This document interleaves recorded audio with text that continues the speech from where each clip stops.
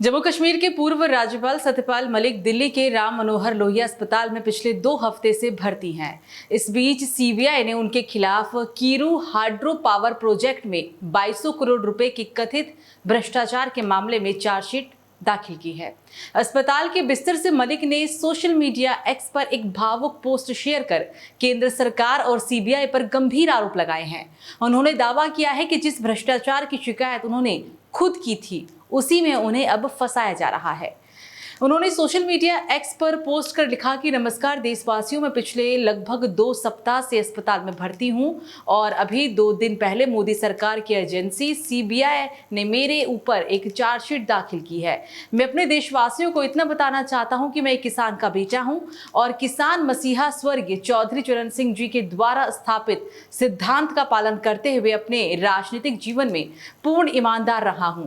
इस चार्जशीट से डरने वाला मैं नहीं हूं जिस चार्जशीट में मुझे फंसाया जा रहा है, और उस टेंडर के बारे में मैंने खुद प्रधानमंत्री मोदी जी को बताया भी था कि इसमें भ्रष्टाचार है, इसलिए मैंने उसको कैंसिल भी कर दिया था और ये टेंडर दोबारा मेरे तबादला होने के बाद ही हुआ है। मोदी जी और सीबीआई देशवासियों को बताएं कि मैंने जिस भ्रष्टाचार के बारे में आपको बताया था उसकी जांच कहां तक पहुंची। सरकार, एजेंसियों, सीबीआई, ईडी, अगर आप ईमानदार हो तो आप देशवासियों को बताओ कि मेरी संपत्ति कितनी बड़ी है। अगर मेरी संपत्ति नहीं बढ़ी है तो मेरे ऊपर झूठा लांछन मत लगाओ। सच्चाई तो यह है कि मैं एक कमरे के मकान में रह रहा हूं और मैं खुद कर्ज में डूबा हुआ हूं।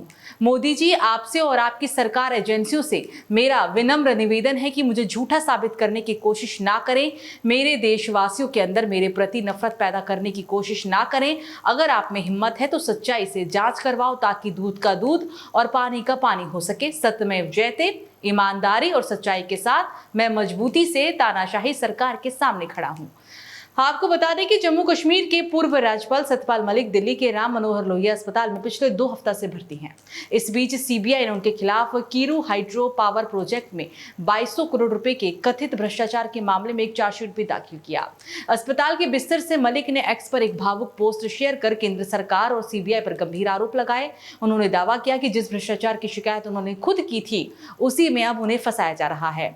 78 वर्ष मलिक ने अपने राजनीतिक जीवन की शुरुआत 1968 से 1969 में छात्र नेता के तौर पर की थी और इसके बाद उन्होंने चौधरी चरण सिंह से निकटता की वजह से 1974 में चुनावी राजनीति में प्रवेश किया और बागपत से विधानसभा का चुनाव जीतकर पहली बार विधायक भी बने।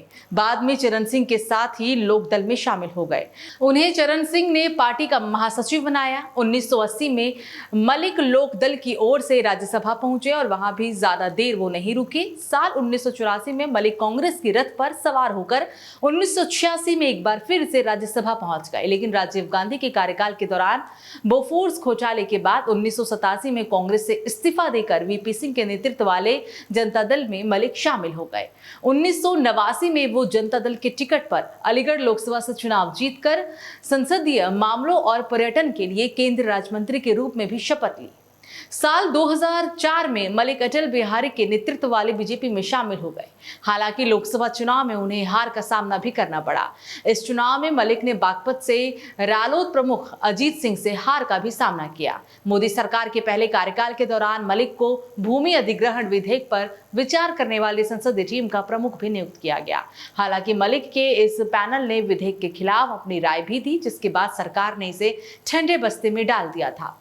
बीजेपी के कई वरिष्ठ पदों पर काम करने के बाद मोदी सरकार ने अक्टूबर 2017 में सत्यपाल मलिक को बिहार का राज्यपाल नियुक्त किया। करीब 1 साल तक बिहार में काम करने के बाद उनको अगस्त 2018 में जम्मू कश्मीर का राज्यपाल बनाकर भेज दिया गया।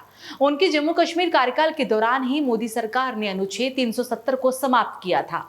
हालांकि मलिक को नवंबर 2019 में कश्मीर से हटाकर गोवा और फिर मेघालय का राज्यपाल बना दिया गया था।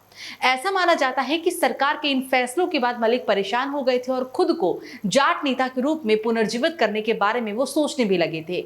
लेकिन उनके राजनीतिक सहयोगियों का कहना है कि मलिक हमेशा से ही मुखर रहे हैं।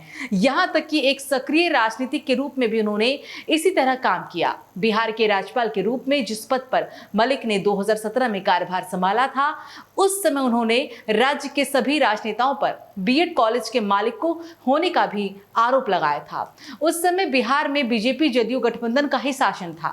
नवंबर 2018 में जब मलिक जम्मू कश्मीर के राज्यपाल थे, तब विधानसभा भंग करते हुए मलिक ने कहा था कि अगर दिल्ली की ओर वो देखते हैं तो उन्हें सज्जाद लोन के नेतृत्व वाली सरकार स्थापित करनी पड़ती और इतिहास उन्हें एक बेईमान आदमी के रूप में याद रखता। मेघालय के राज्यपाल रहते हुए मलिक ने कश्मीर जल विद्युत परियोजना में भ्रष्टाचार का भी दावा किया था और इसके बाद उन्होंने ये भी कहा था कि केंद्र सरकार पुलवामा हमले में जवाबदेही तय करने में विफल रही है। कश्मीर में आतंकियों के द्वारा आम नागरिकों को निशाना बनाए जाने की खबरों के बीच तत्कालीन मेघालय के राज्यपाल सत्यपाल मलिक ने कहा था कि उनके कार्यकाल में ऐसी घटनाएं कभी नहीं हुई थी। इसके साथ ही उन्होंने जम्मू कश्मीर में आरएसएस के एक पदाधिकारी पर भी आरोप लगाया था। मलिक ने तब कहा था कि जम्मू कश्मीर में मेरे सामने 2 फाइलें आई, जिनमें से एक अंबानी से संबंधित थी तो दूसरी आरएसएस के एक वरिष्ठ पदाधिकारी से संबंधित। सचिवों में से एक ने मुझे बताया कि ये धोखाधड़ी वाली फाइलें हैं, लेकिन उसने ये भी कहा कि आप दोनों सौदों में से प्रत्येक में 150 करोड़ रुपए प्राप्त कर सकते हैं। मैंने ये कहते हुए प्रस्ताव को अस्वीकार कर दिया कि मैं 5 कुर्ते लेकर आया हूं और उन्हीं के साथ जाऊंगा। मलिक के इस बयान के बाद जब बड़ा विवाद खड़ा हुआ तो जम्मू कश्मीर के मौजूदा उपराज्यपाल मनोज सिन्हा ने इस पूरे मामले की सीबीआई जांच के आदेश भी दे दिए। सीबीआई ने इसके बाद 2 एफआईआर दर्ज की और कई जगहों पर छापेमारी भी की, जिसके बाद मलिक समेत कई लोगों से पूछताछ हुई। फरवरी 2021 के बाद मलिक खुलकर केंद्र की आलोचना करने लगे थे। उसी महीने इंडियन एक्सप्रेस को एक दिए गए इंटरव्यू में उन्होंने नवंबर 2020 से चल रहे कृषि कानूनों के खिलाफ विरोध प्रदर्शनों से निपटने के केंद्र के तरीके के खिलाफ भी बात की थी। मलिक ने तब कहा था कि किसानों को अपमानित करके वापस नहीं भेजा जा सकता। आप उन्हें अपमानित करके विरोध प्रदर्शनों से वापस नहीं भेज सकते, आपको उनसे बातचीत करनी ही चाहिए।